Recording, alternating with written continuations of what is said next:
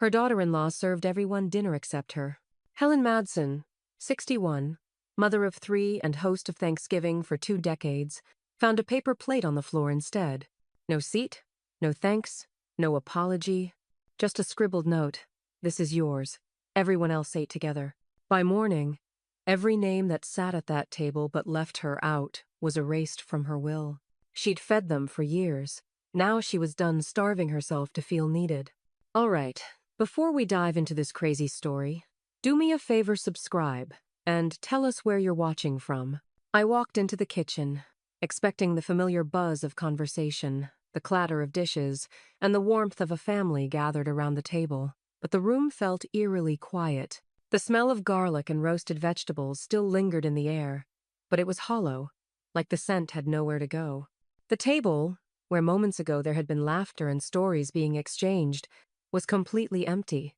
The chairs were all pulled back, but no one sat there.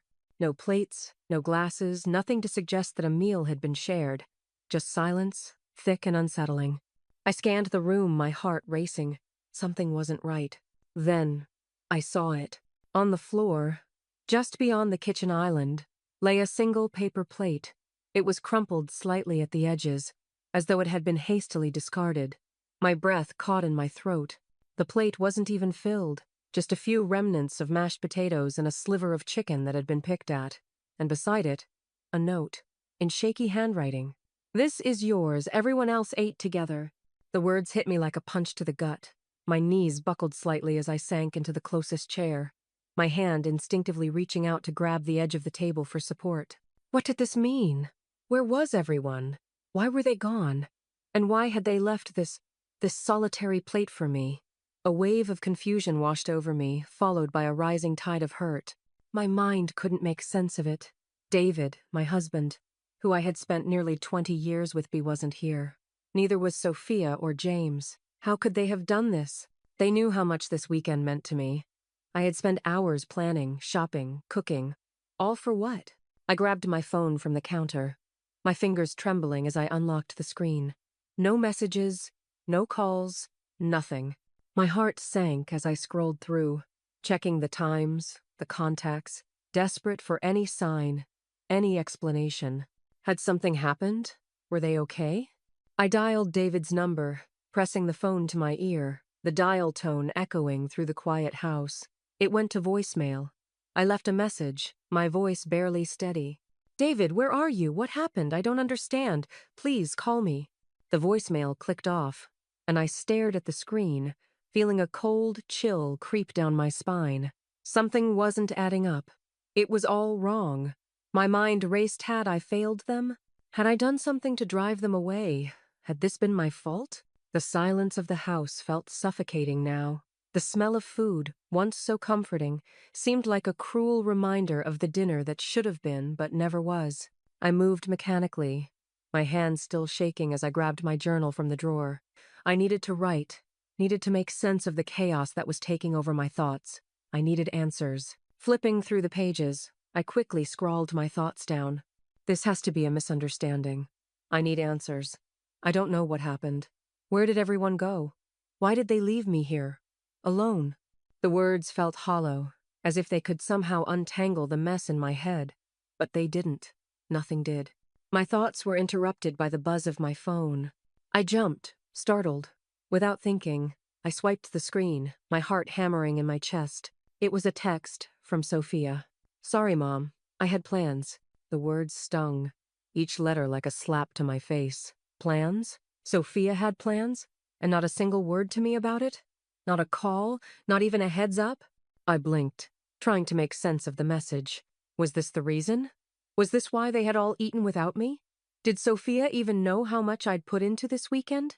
How much I wanted to feel close to them again? My hands tightened around the phone, but no other message came. No explanation. No apology. What had happened? Where were David and James? What had they been thinking? And why had I been left behind with nothing but a plate and a note? I tried to steady myself, but the room seemed to tilt as if the floor beneath me was giving way. I wasn't just abandoned, I was forgotten. I needed to know what had gone wrong. This wasn't just a misunderstanding. There was something deeper here, something I couldn't yet see. But before I could call Sophia back, my phone buzzed again. This time, it wasn't a message from Sophia. It was David's number. I didn't want to believe it. Not yet. But deep down, I could feel the invisible walls between me and my family growing taller with every passing day. The silence was deafening. Sophia hadn't replied, and James's voicemail was full. I dialed his number again, the call going straight to voicemail. My hands trembled as I left another message. James, please call me back. I'm worried about you. But I knew it wouldn't change anything. I looked out the kitchen window, watching the light filter through the trees, the house feeling colder with every second. It had once been full of noise, life, and love, but now, nothing. I sank into the chair at the table. The house felt like a tomb, a constant reminder of what was missing. I tried to think back, what had I done wrong? Was I too controlling? Had my need to protect them pushed them away? My mind spun, wondering if my overprotectiveness had made them resent me. Had I smothered them without realizing it? The doorbell rang, breaking my thoughts. I wiped my face and opened the door to Charlotte, her face lighting up with that reassuring smile I'd come to rely on. "Thought I'd drop by and check on you," she said, stepping inside. I nodded, but she could see the weight of it on me. "Still no word?" I shook my head. "Nothing. It's like they've just vanished." Charlotte gave me a sympathetic look and gently placed a hand on my shoulder. "Emily, you need to stop. You can't keep chasing them like this. They're adults. You've tried to protect them, hold everything together, but maybe they need space now. You can't always be the one holding everything up."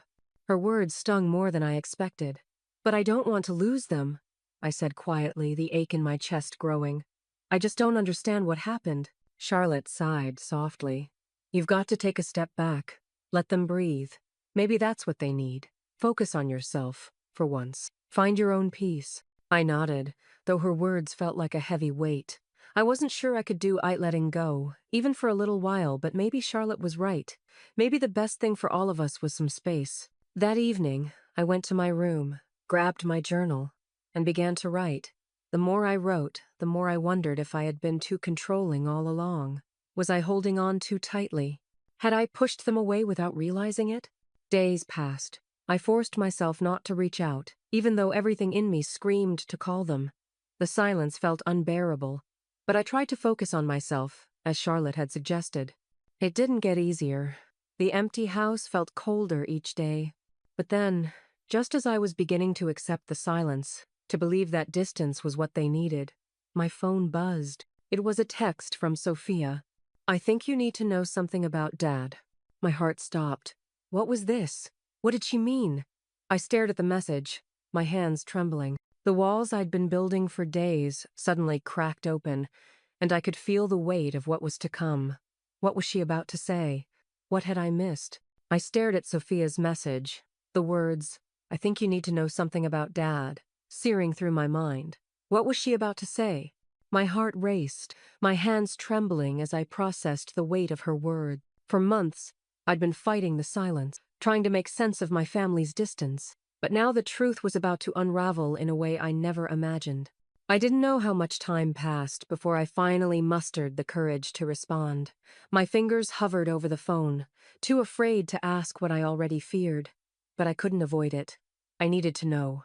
The phone buzzed again, interrupting my thoughts. Sophia's name flashed on the screen. I hesitated, my stomach twisting into knots. I wanted to run, to pretend this wasn't happening, but deep down I knew I had no choice but to face it. "Mom," Sophia's voice was small, strained. "I didn't want to tell you like this, but you need to know." "What do you mean, Sophia?" My voice was barely a whisper, the words thick with dread. I could already feel the storm approaching, the truth barreling toward me, but I wasn't prepared for what was about to hit. "I found evidence months ago, Mom." She paused, and I could hear her breath catching. "Dad's affair." I froze. The words slammed into me like a tidal wave, and for a moment, the world around me felt like it was collapsing. David, my husband, the man I'd trusted, the father of our children. How could he? Months ago? I managed to breathe, my voice breaking. "How long?" "Too long," Sophia whispered. "I didn't want to hurt you, but I couldn't keep this secret anymore. It was eating at me." I sank into a chair, my mind spinning. The house felt even emptier now, the weight of her revelation pressing down on me. David. How could he have done this? How could he betray everything we had built? All the years, the love, the family, it meant nothing to him? I didn't want to break the family apart, Sophia continued, her voice faltering. But I couldn't stay silent. I thought I could ignore it, but I couldn't. I was lost. The anger, confusion, and hurt tangled. Together in a mess I couldn't untangle. I had thought the distance between us was just a phase, but now I saw it clearly. It was the distance of a man who had checked out long before I noticed. Sophia, I choked on the words, my chest tight. What do I do with this? What do I do now? You need to talk to him, Mom, she urged, her voice stronger now. You can't keep living like this. You deserve the truth. You need to face it, even if it hurts. I nodded, but it felt like I was nodding through a fog. How could I confront him? How could I face the man who had been lying to me for so long? My whole world was crumbling, and I didn't know if I could survive the fallout. I don't know if I can, Sophia, I whispered. I don't know if I can look him in the eyes and ask him why. You have to, she said softly. You deserve to know the truth, and so do I. She was right. I had no choice now. The truth was already out in the open, and I had to confront it. I had to find a way to face David, no matter how shattered I felt inside. The house was quiet again, and I sat there, feeling the silence press against me. My heart raced as I braced myself for what was to come. I could feel the storm rising inside of me, but I had no way of knowing how much worse it was going to get. Just as I began to gather the courage to move, my phone buzzed again. It was a voicemail from James. I clicked it open, and his voice came through, steady but distant. I'm coming home. Let's talk. I froze, the weight of his words sinking in. What was he going to say? Why was he coming back now? My heart raced again, fear and hope colliding inside me. I had spent so long wondering what had driven my family away, and now the pieces were finally falling into place. But was I ready for the truth they were about to give me? I didn't know, but it was coming, and I had to face it. 2 years. It had been 2 years since I last saw James, since the day he left without warning. Now, he stood in my living room, his face marked by guilt and confusion. He looked older, quieter, like someone who had carried a heavy weight for too long. I wanted to reach out to him, to pull him back into my arms, but the distance between us felt insurmountable. His eyes met mine, and for a moment, neither of us spoke. I could see the regret in his expression, but I wasn't sure it was enough to undo the years we had lost. I'm sorry, Mom, he finally said, his voice heavy with remorse. I never meant to hurt you. The apology felt empty, not because I didn't believe it, but because it was just words I had heard before. I waited, hoping for something more, something that would make sense of his sudden departure. I didn't leave because I hated you, he continued, his voice softer now. I left because I didn't feel like I belonged anymore. His words hit me like a wave, and for a moment I couldn't breathe. I had always blamed myself for his leaving, for not doing enough, but now I saw it differently. He was blaming himself too. It was a crushing realization he had been hurting, just like I had. I thought maybe leaving would make everything better, James said, looking down. But it didn't. I was angry, and I kept blaming you, blaming Dad, blaming everything. But I didn't understand how much I needed you, how much we all needed each other. I sank into the couch, the weight of his words pressing down on me. All this time, I had been so focused on what I thought was best for him, but had I been blind to his pain? I had tried to protect him, to hold him close, but in doing so I had pushed him away. James, I started, my voice shaking. You just left, without a word. You didn't give us a chance to help you. He shifted uneasily. I was angry. And not just at Dad, but at you too. I felt like you were always trying to fix everything. I didn't know how to ask for help without feeling like I was just another thing you needed to control. His words stung, each one a reminder of the mistakes I had made.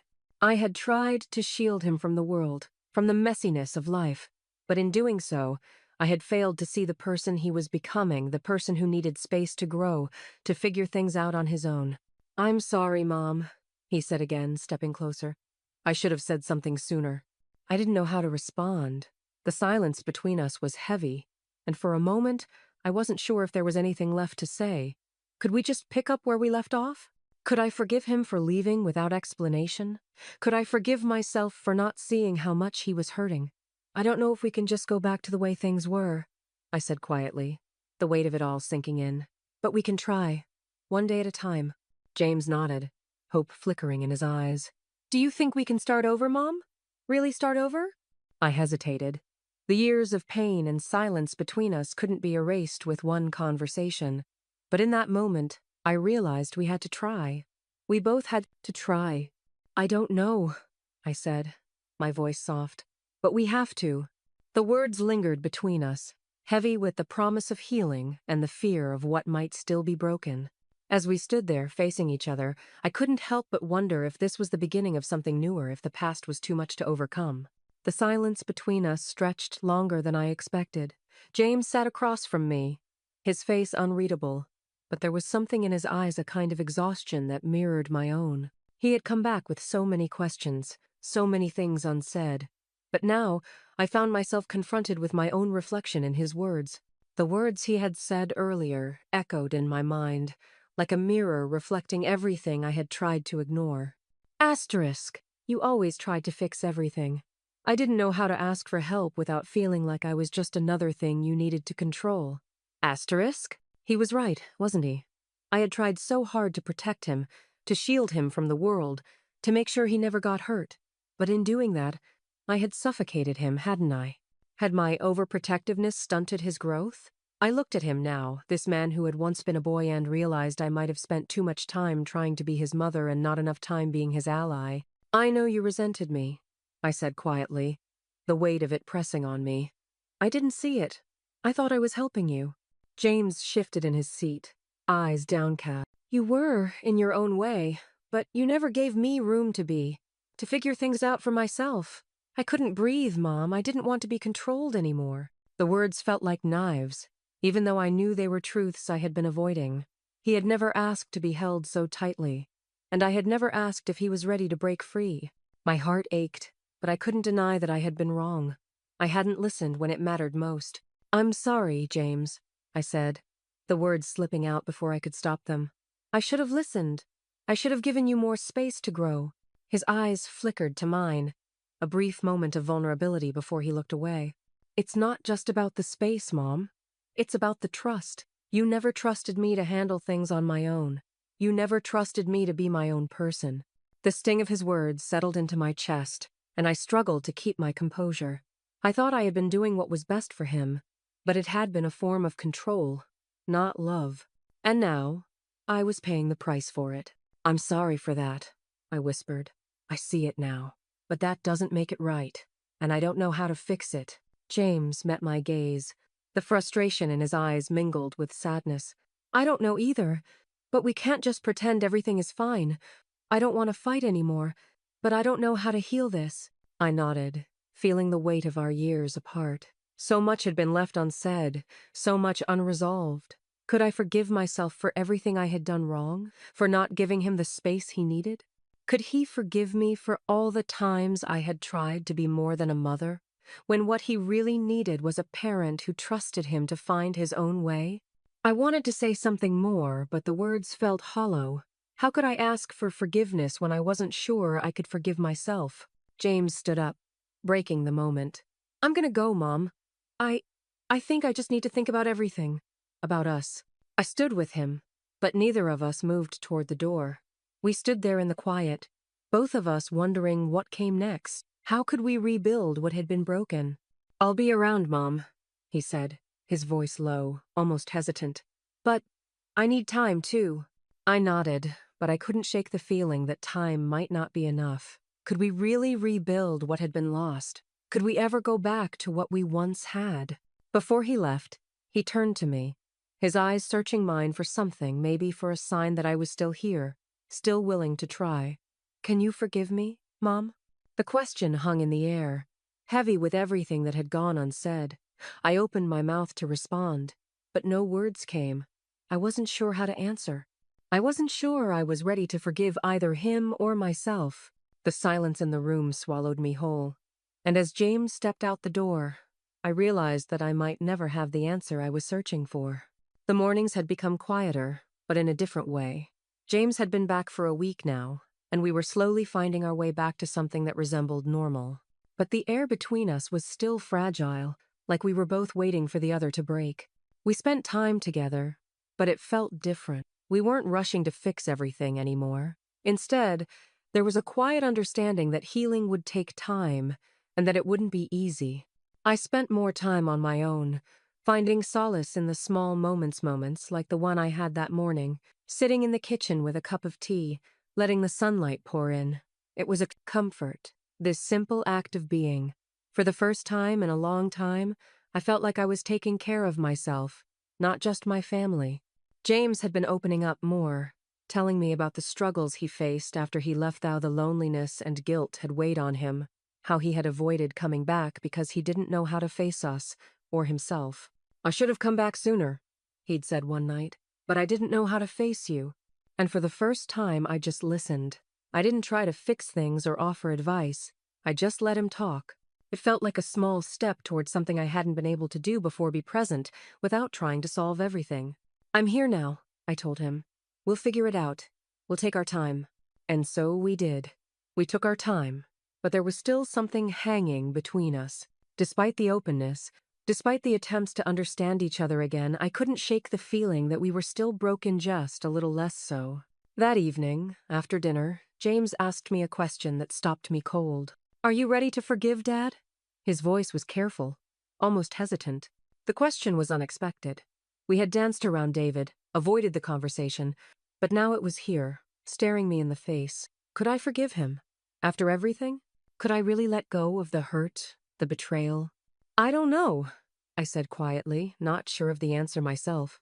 "I'm not sure. I need time." James nodded, but I saw the frustration flicker in his eyes. He wanted answers, just like I did. But I couldn't rush this, not when I still didn't know where my heart stood. Later that night, as I lay in bed, I felt the weight of everything. James was trying. I was trying, but there was so much left unsaid. I wasn't sure if the wounds between us could ever fully heal, but I knew that we had to try.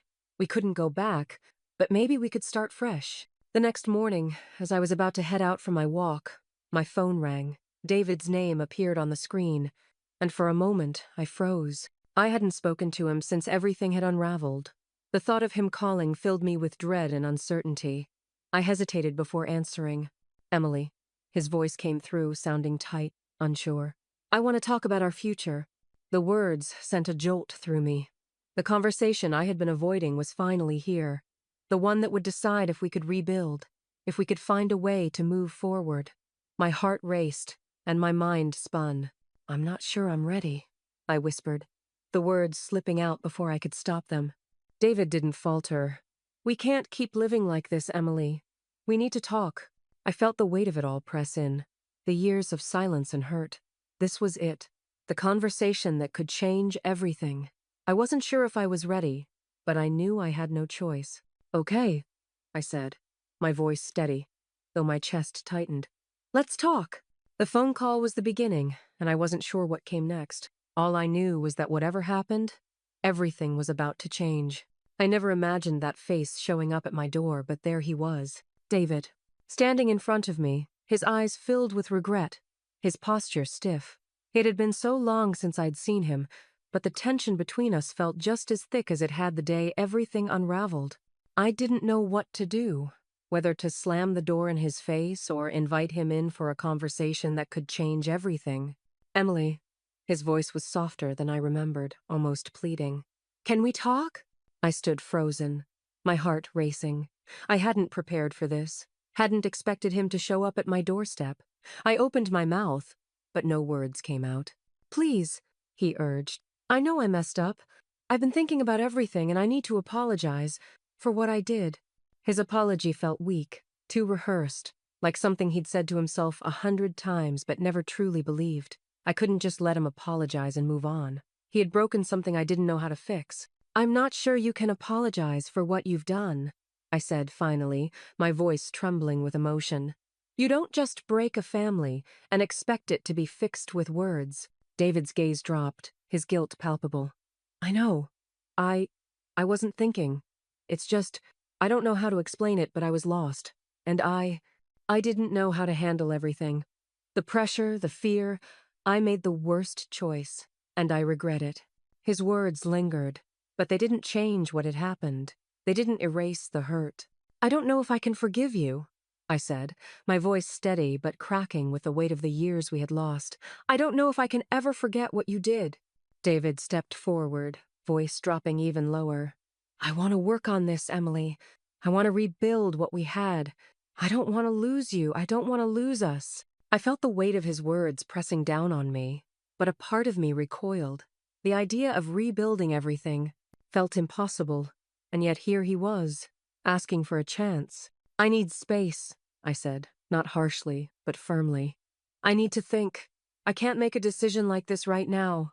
David nodded, his eyes showing understanding, but also a sense of defeat. I understand. Take all the time you need. But can we at least consider therapy? We can't fix this on our own. Not without help. The idea of therapy felt foreign, even laughable. Could we really repair this? Could I really sit in a room with him, knowing everything that had happened between us?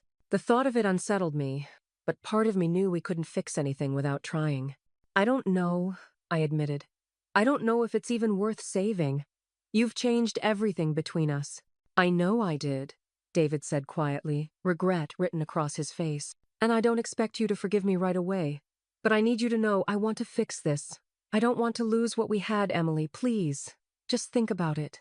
For the first time in years, I felt a sense of empowerment. I wasn't bound to anyone's expectations anymore. I had choices now. The past weighed heavily on me, but I wasn't tied to it. I wasn't dependent on David to tell me what my next move should be. I'll think about it, I said, my voice quiet but resolute. But right now, I need to figure out what I want, what's best for me. David turned to leave, but then stopped, his voice softening. Emily, one last thing. The affair, it wasn't about you. It was about me, my own insecurities, my fear of failure. That's why I did it. The admission hit me harder than I expected. His affair wasn't just a betrayal, it was rooted in his own insecurities, his own fears, and that made everything more complicated. Do you think we can rebuild this? I asked, my voice barely a whisper, the question hanging in the air. David didn't answer immediately. He just stood there, looking back at me with uncertainty in his eyes. The silence stretched, thick with the weight of everything that had been said and unsaid. I didn't know the answer, and that uncertainty was the hardest part. I opened the door to the past, but was I ready for what it would reveal? David stood there, looking older, more worn than I remembered. The years between us felt like a thick wall, and as I stared at him, I wasn't sure what to feel: anger, confusion, or perhaps just exhaustion. We'd come so far apart, and now, here he was, asking for a second chance. Emily. His voice was softer than I remembered, almost pleading. Can we talk? I hesitated, unsure of what to do, but reluctantly, I stepped aside and let him in. The therapist's office was waiting, but before we got there, we needed to confront what had happened. The room felt too small as we sat across from each other. There was a tension between us, the kind that filled every corner and left no space for ease. The therapist greeted us with a calmness that only seemed to amplify the storm brewing inside me. So, Emily and David, she began, what brings you here today? David spoke first. I want to fix this. I want to save our marriage. I know I've hurt you, but I'm willing to do whatever it takes. His words hung in the air, but they didn't feel real, not yet. Could an apology really undo the hurt, the years of betrayal? I wanted to believe him, but something inside me refused to. I don't know if I can forgive you, I finally said, my voice quiet but steady. I don't know if you can ever make up for what you did. David looked down, his guilt palpable. I know. I wasn't thinking. I was lost. The pressure, the fear. I made the worst choice, and I regret it. His words were like a familiar wound reopening. They didn't change anything, not really. The hurt was still there, lingering. I'm not sure if I can ever trust you again, I said, my heart heavy with the weight of it all. Everything's changed between us. David's eyes softened, and his voice dropped lower. I want to rebuild what we had. I don't want to lose you. I don't want to lose us. The idea of rebuilding felt impossible, yet here he was, offering a chance. A chance to do what? To fix the unfixable? I need space, I said, firm but not unkind. I need time to think. I can't just decide everything right now. David nodded, his face a mixture of relief and defeat. I understand. Take your time. But can we consider therapy? We need help to fix this. The suggestion caught me off guard. Could we really sit in a room, hashing out everything that had gone wrong? The idea of it felt distant, almost laughable. But part of me knew we couldn't move forward without trying. I don't know if it's worth saving, I admitted, my voice quiet but resolute. You've changed everything between us. David sighed, his gaze falling to the floor. I know, and I don't expect you to forgive me right away. But I want you to know, I want to fix this. I don't want to lose what we had. Please, just think about it. I wanted to believe him, but could I? For the first time in years, I felt a strange sense of empowerment. I wasn't bound by anyone's expectations. I could choose my own path. I'll think about it, I said, the words feeling heavier than I expected. But right now, I need to figure out what's best for me. David turned to leave, but then stopped.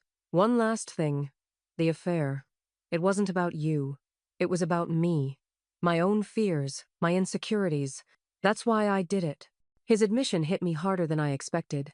His affair wasn't just a betrayal, it was a reflection of his own fears. That revelation made everything more complicated. Do you think we can rebuild this? I asked, my voice barely a whisper, the question hanging between us. David didn't answer right away. He just looked at me, uncertainty in his eyes. The silence stretched, heavy with everything we hadn't said. I didn't know the answer. And that uncertainty was the hardest part. The small steps felt like giant leaps each one, bringing us closer to what we could become.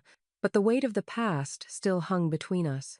Therapy had become a routine, sitting in the sterile room, trying to navigate the broken pieces of what we'd once shared. I didn't know if I was doing this because I believed in us or because I didn't know how to move on.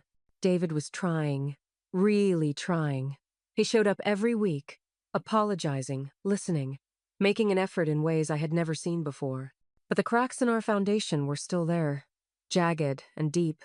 No matter how many times he reached out, he wanted to show me that he could change, that he could be the man I needed him to be. But could I believe him? Could I trust him again? I looked at him across the room, his eyes earnest, his hands open in front of him as if to say, I'm here. I'm still here. It had been months since he came back to me, asking for another chance. And yet, no matter how hard I tried, I couldn't silence the doubts swirling in my mind. Why should I believe you? I had asked in therapy the week before. You've shown me how easy it is to lie, to betray. How can I trust that you're not just telling me what I want to hear? David's response had been soft, but filled with conviction. Because I can't undo what I did. But I'm here, and I'm doing the work. I'll keep doing it, for however long it takes. I don't want to lose you. And yet after each session, after each small step forward, the question lingered. Was it enough? Some days I started to see glimpses of the man I once loved. A kindness in his touch, a warmth in his smile that I hadn't seen in years. But every time my heart started to thaw, the coldness of the past crept back in. How could I move forward without leaving pieces of me behind?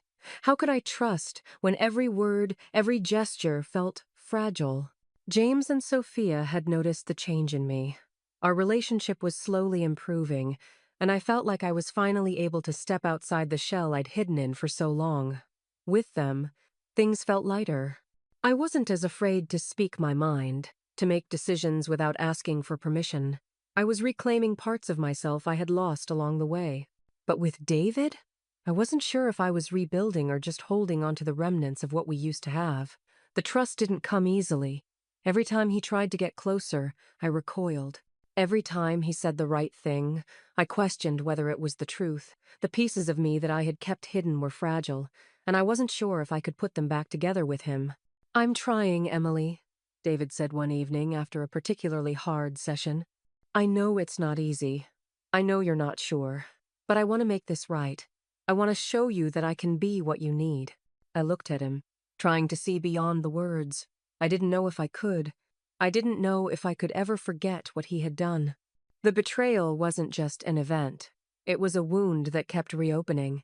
Each time David showed me a little more of himself, a little more of the man he used to be. The therapist had encouraged us to focus on communication, on opening up and being vulnerable, even when it felt too painful. And I was trying, really trying.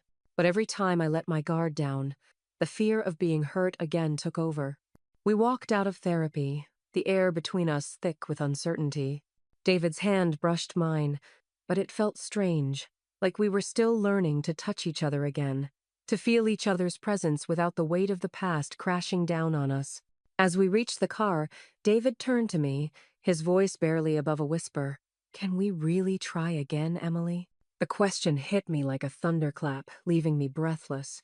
I wasn't sure what to say. I wasn't sure if I was ready to try again, to trust again, or if the damage had already been done. I looked at him, and for a moment, I didn't know if we could rebuild what had been broken, or if I could let myself believe in a future with him. The silence hung between us as I got into the car, unsure of the answer. And for the first time, I wondered if we were too broken to fix. There was a point where I had to ask myself, is this worth fighting for? The question lingered as I sat across from David at the kitchen table. Therapy was becoming routine. His efforts to change were real, but progress felt slow. I saw glimpses of the man I once loved, kindness in his touch, warmth in his smile. But every time my heart began to thaw, the coldness of the past crept back in. Could I trust him again? David showed up every week, apologizing, trying, but old habits resurfaced too often. It wasn't just about the therapy or the apologies, it was about the fear I still carried, the fear that history would repeat itself. The argument that night had been small at first, something trivial about dinner plans, but then it escalated. David became defensive, and the words flew between us like daggers. "I can't keep doing this," I shouted, the frustration bubbling over. "Every time I start to believe in you again, you pull away. Why should I keep trying when you keep showing me the same old habits?" David's face twisted, frustration and guilt colliding. "I'm trying, Emily. What do you want from me? You keep holding me to a standard I can't meet." Those words hit me harder than I wanted to admit. They reminded me of the broken promises, the things he couldn't or wouldn't change. I stormed out, unable to stay in the house another minute. The air felt colder outside, but it was a relief. My mind raced as I walked, weighed down by the same question.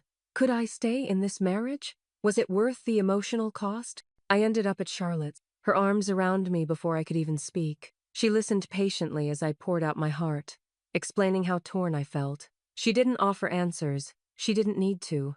The silence between us spoke volumes, and I realized no one could make this decision for me. "I don't know what to do, Char," I whispered, voice breaking. "I feel suffocated, but if I leave, I'm afraid of losing everything." Charlotte's response was simple but profound. "You can't keep fighting for something that's draining you. You have to choose yourself, Emily." Her words hung in the air, and for the first time, I understood that I couldn't keep giving pieces of myself away without knowing if it was worth it. I needed space, time to find myself again, to remember who I was before everything changed. When I returned home, the house felt foreign, empty, and full of possibilities. David was there, waiting, his face tight with worry. I didn't know if I was ready for this conversation, but it was time. "I need some time," I said, my voice steady, though my heart raced. "I can't keep going like this. I need space to think, to figure out if this is something I can keep fighting for." His expression fell, the hope in his eyes dimming, but he didn't argue. He nodded slowly, understanding, but the weight of the silence between us was palpable. As I closed the door behind me, a strange mix of relief and fear washed over me. I wasn't sure if I'd made the right decision, if I was ready to let go of everything, but I knew I couldn't keep living in this limbo. I needed to find my own answers before I could give Himor use anything more. The silence in the house felt both comforting and terrifying. Had I made the right choice? Only time would tell. Sometimes, the hardest decision is the one that brings the most peace. The house was quiet, the kind of silence that wrapped around me, soft and heavy, like a cocoon. It was the first time in months I had truly felt at peace in my own space. The decision to take a break from David had been terrifying, but in the days that followed, I began to realize how much I had been holding my breath waiting for something, anything, to change. Now, I was learning to breathe again. I spent hours in the mornings just sitting by the window, watching the world move outside while I stayed still. There was a strange comfort in the stillness, a sense of freedom I hadn't allowed myself to feel in years. The demands of family life, of marriage, had clouded my sense of self for so long, and now, for the first time, I was reclaiming it. I picked up old hobbies I'd abandoned. The simple act of painting felt like a rediscovery. The strokes of the brush on canvas reminded me that I still had pieces of myself I could access. I began walking more, just for the sake of being outside, letting the fresh air fill my lungs. Every step was a reminder that I could move forward on my own, even if the road ahead felt uncertain. James and Sophia noticed the change in me. James, in his own quiet way, had always been supportive. He'd grown into a young man who was more understanding of my needs, even though he too had his own battles to fight. Sophia was more outspoken, her concerns for me apparent, but there was a tenderness in her eyes now that hadn't been there for a long time. We had become a little more than just mother and children. We were people trying to heal together, even if it meant taking separate paths for a while. But the truth was, as I built this small new world for myself, I began to understand something deeper.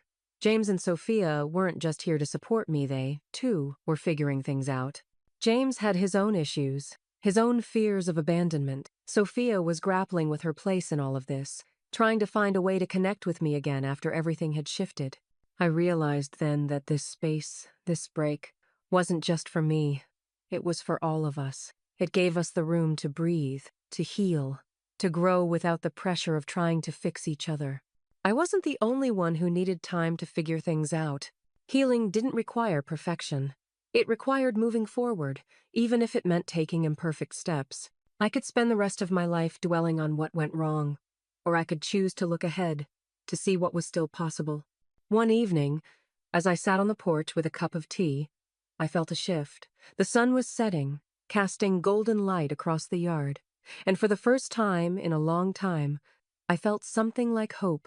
I wasn't sure what the future held, and I didn't have all the answers, but I wasn't afraid anymore. For the first time in years, I felt like I was living from a no for the expectations of others, not for what I thought I should be, but for who I was becoming. And then, as if the universe had sensed my resolve, my phone buzzed. I picked it up, half expecting a message from David, but instead, it was from Sophia. My heart skipped a beat as I read her words. "I'm ready to talk." I hadn't heard from her in days, not since I made the decision to step back from everything. And now, here she was, reaching out. The weight of the message settled over me, and I felt a mix of excitement and anxiety. Was this the moment?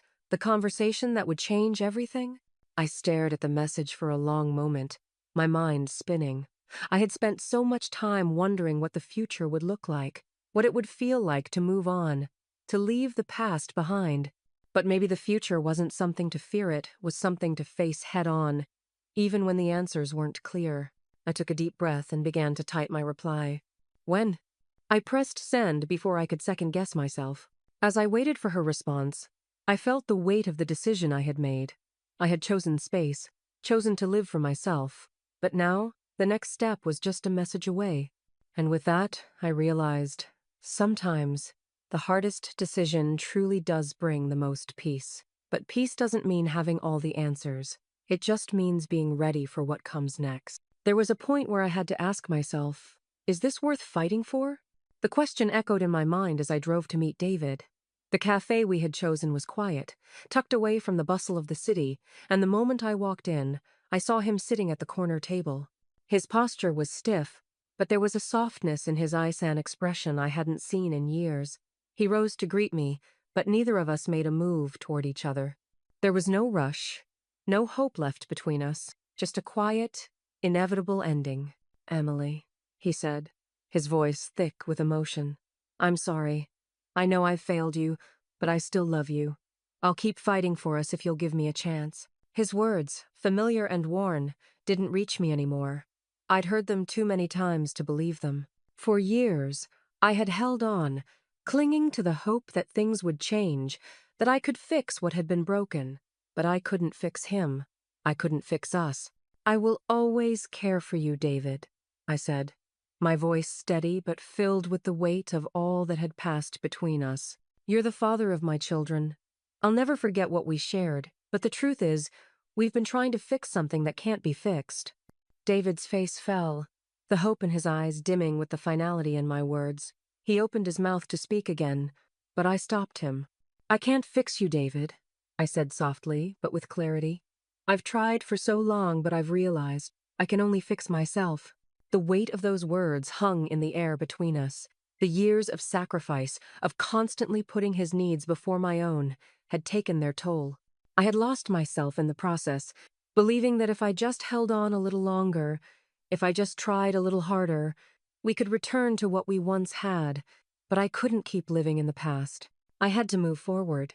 David's eyes were full of sorrow, but there was no argument, no plea this time. His guilt was palpable, but it wasn't enough to change anything. He had been distant, had betrayed my trust, and no amount of apologies could undo that. So, this is it? He asked, his voice barely above a whisper. We're done? I think we've been done for a long time, I replied. The words tasted bittersweet, but they were the truth. We had been living in a relationship that was already over, but we hadn't had the courage to admit it. Today, I was finally facing it. I could see the resignation on his face. He wasn't surprised. We both knew it was time. The damage was too deep, the wounds too fresh. It was time to let go. I'm filing for divorce, I said, the words feeling both heavy and liberating. It's time for us to move on. David didn't argue. There was no desperate plea, no more promises. We both understood. The silence between us wasn't comfortable, but it wasn't awkward either. It was the silence of acceptance, of finality. I stood up slowly, taking a deep breath. The weight of the decision settled on my shoulders, but for the first time in a long time, I felt a sense of peace. I wasn't running away from my past. I was letting it go. Goodbye, David, I said softly. I hope you find what you're looking for. I hope we both do. As I walked away, the calmness in my chest deepened, though it wasn't without some sadness. The grief of a marriage ending was inevitable, but it wasn't overwhelming. I was choosing freedom, choosing to rebuild my life, piece by piece. I stepped outside, feeling the weight lift just a little, when my phone buzzed in my pocket. I pulled it out and saw Sophia's name on the screen. I'm ready to talk. I paused, the message sinking in. Sophia had been distant since I took the step to step back from everything, and now she was reaching out. The future wasn't as clear as I'd hoped, but in that moment, I realized I had taken a big step forward into the unknown, but finally free. I stood still for a moment, letting the cool breeze wrap around me before I pressed the message open. The future was waiting, and I was ready to face it.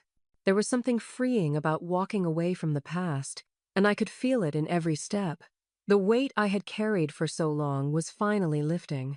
Each day felt like a small, victory-like reclaiming pieces of myself I'd hidden for years. The mornings were different now. I woke up not dreading the day, but looking forward to it. I spent hours in the quiet, enjoying the stillness of the house. I used to hate the silence, but now it felt like a space I could breathe in.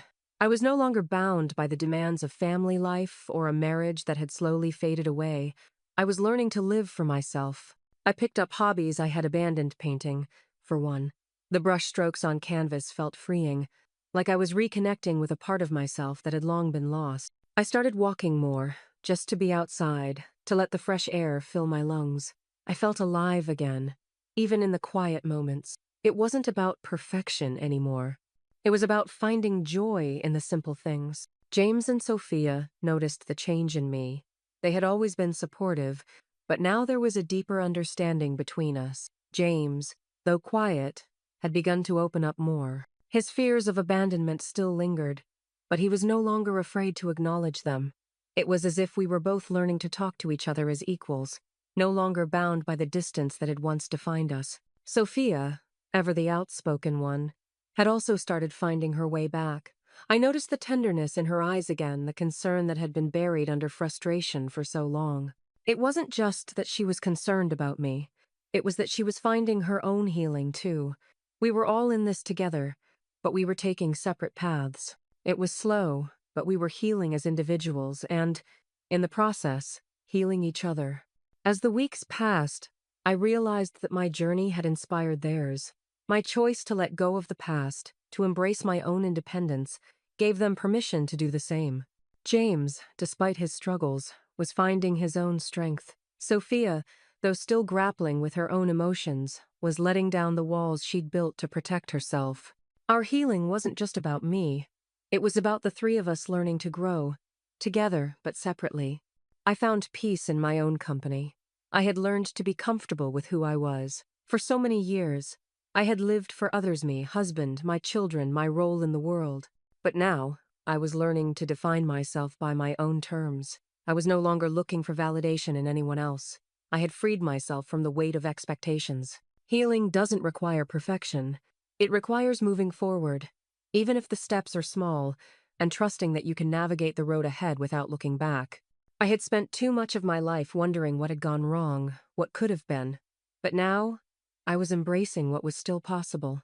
I felt strong, confident in my decisions, and no longer burdened by regret. And then, just as I was beginning to fully accept the life I was creating for myself, my phone buzzed on the table. I looked down, half expecting it to be a message from one of the kids, but it was from Sophia. "I'm ready to talk." The words hit me like a wave, and I felt my heart skip a beat. I hadn't heard from her much since I had back from everything, and now she was reaching out. I wasn't sure what she wanted to talk about, but the message was a reminder that even when we heal, there's always more to work through. I stared at the screen, my thoughts swirling. Was this the moment for closure? Or was it the beginning of something new? I wasn't sure, but I felt the weight of the decision ahead of me. I took a deep breath, gathered myself, and typed my reply. When?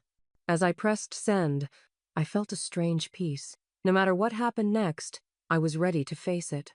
The future was uncertain, but for the first time in a long time, I was confident enough to embrace whatever it held. What I didn't expect was how my decision to change would ripple through the lives of those I loved. It started quietly, at first small moments between me, James, and Sophia. My decision to step away from the past, to focus on my own healing, created space for them to start their own journeys of self-discovery. I had always been the one trying to fix everything, but now I was learning that I couldn't fix anyone but myself. And in doing so, I was inspiring them to find their own paths. Sophia was the first to reach out. After weeks of silence, she told me she was starting therapy. I could hear the hesitation in her voice, but there was something else, determination. She realized that the walls she had built weren't protecting her anymore. They were keeping her from healing.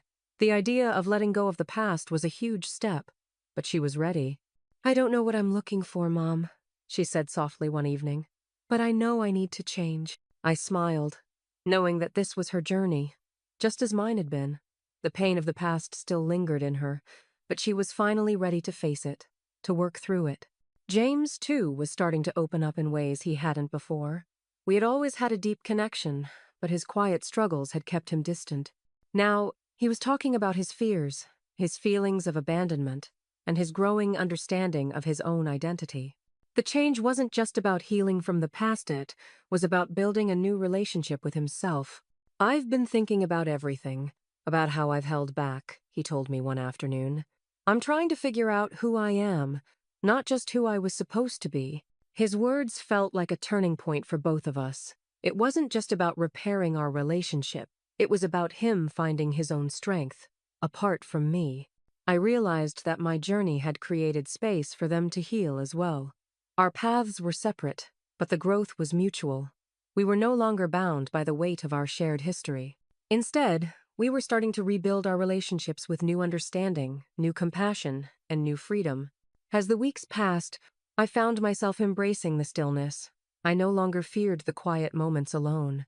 I had begun to find joy in the simple things: painting, walking, reading. For years, I had been so wrapped up in the demands of marriage and motherhood that I had lost sight of what made me feel alive.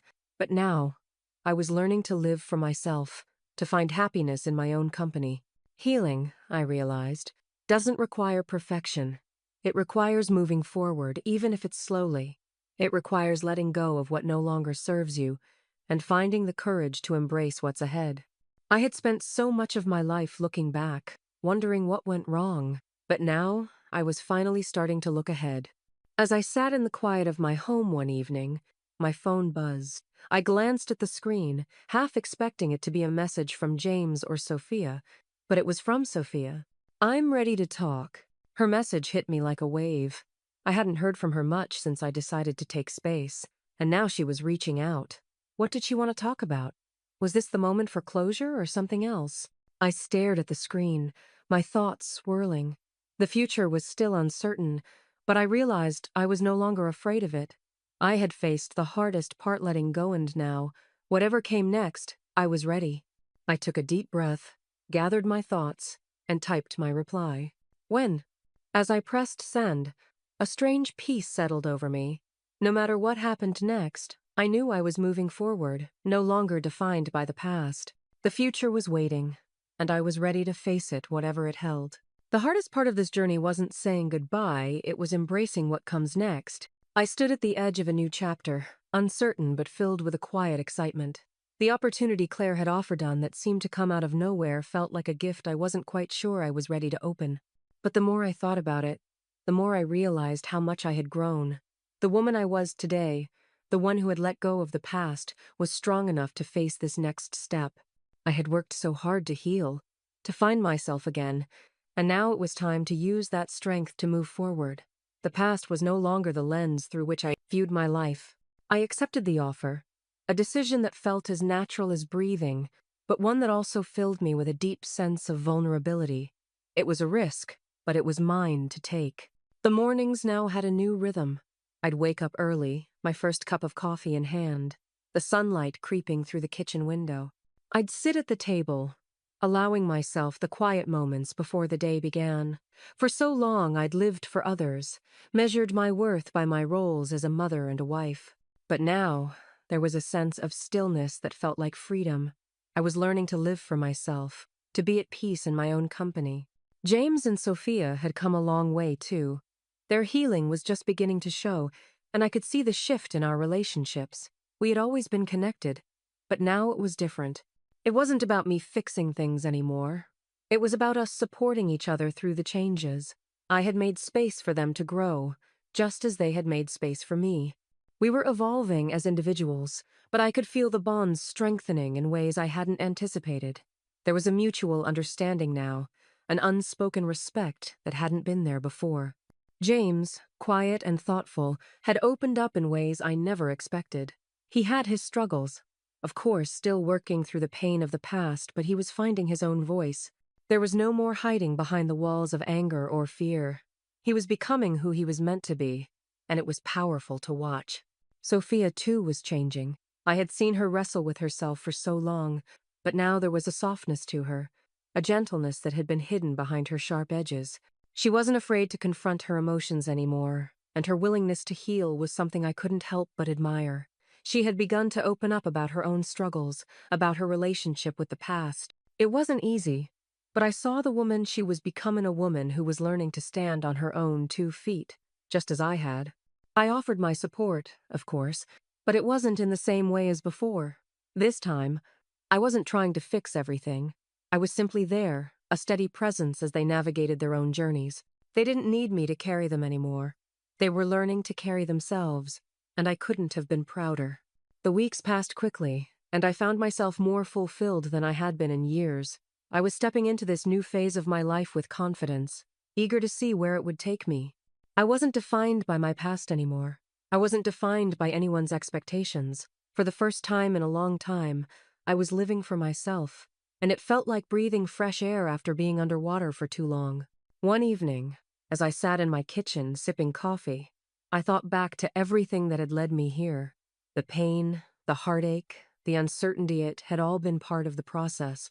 I had been so focused on the idea of what I thought life was supposed to look like that I had missed the beauty in the moments of change, in the moments of uncertainty. Life had never been about perfection, it had always been about moving forward, about finding the courage to take the next step, even when the path wasn't clear. I took a deep breath, feeling the sunlight fill the room, and for the first time in a long time, I knew I was exactly where I was supposed to be.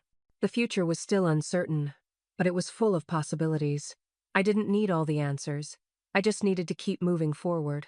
The phone buzzed on the counter, pulling me from my thoughts. I glanced at it and saw Sophia's name on the screen. I picked it up, my heart beating a little faster. Can we talk? I think I'm ready to hear you now. I smiled, a soft laugh escaping my lips. This was the beginning of something new for both of us. I had stepped into the unknown, and now it was time to embrace what came next. I pressed the phone to my ear, ready for whatever was to come.